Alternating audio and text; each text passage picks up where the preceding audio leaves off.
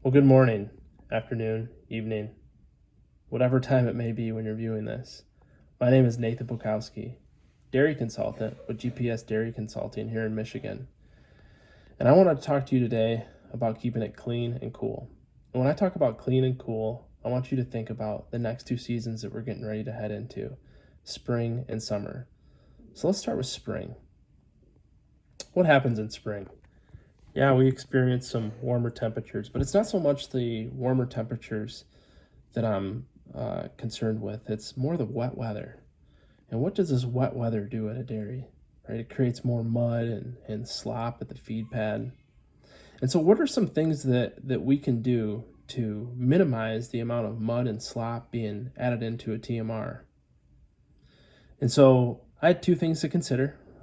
One being a tire scraper, and not the same tire scraper that you use to clean manure with for obvious reasons, but a tire scraper that you can use to clean your feed pad with, go through your barns with, and and clean your feed alleys with, and make sure that we're limiting in the amount of dirt and debris and slop being added into the TMR. And just think about it. Each time you go down and you pick up a load of haylage or a load of corn silage or other feed stuff, you're picking up just that little bit of slop that's being added into the TMR. And if we drive through a barn with a feed tractor or a push tractor, then we drag mud through the barn and then we come back through and we push feed up, what happens, right? We're pushing that dirt and that slop into that TMR. And so in these cases, when we're adding that dirt and slop in, it leads to potentially a gut health challenge that we don't want to deal with. So making sure that we're doing things to minimize the amount of dirt and slop that's added into the TMR is something that we need to take into consideration.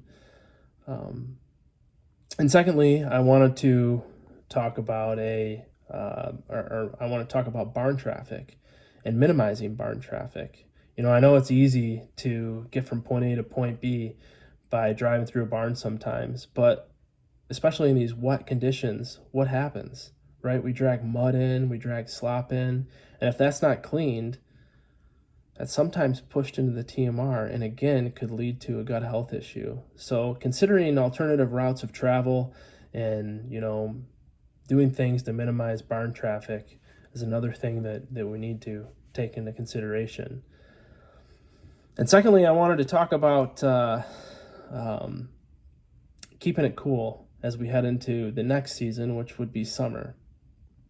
And so I've started talking with herdsmen and producers over the last couple weeks about fans and how do the fans look? Have they been serviced?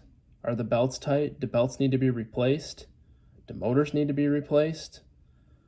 Are the fans angled correctly? Have they been cleaned? I mean, it's amazing how much more air these fans will push when they don't have a bunch of dirt or dust on them. So making sure we're going through our barns and having a look at our fans and make sure they're clean, they're angled properly, they're lowered or moved so that they're over the cows, and making sure we're getting enough air out of them. At the cow level, we want to make sure that we're getting 4 to 6 mile an hour across the cow. And doing these things now is going to help us when we get to these warmer months, and they'll be here before you know it. Another thing to consider is waters. I mean, are the waters able to keep up the cows? Do we need to have pipes cleaned or blown out? Do wells need to be serviced? What about sprinklers? Do we have sprinklers? Are we considering sprinklers this year? What are we doing to get those things done now versus in 3-4 months? And are the sprinklers working properly? Do we need new nozzles? Do we need to change some things around so that we are ensuring that we're getting enough water onto these cows, or the appropriate amount of water onto these cows? So those are some things that I thought would be good to start thinking about as we head into these wet and warm seasons. And that's all I had. I appreciate your time today. Thanks for viewing the video, and I hope you have a great day and a great week. Thank you.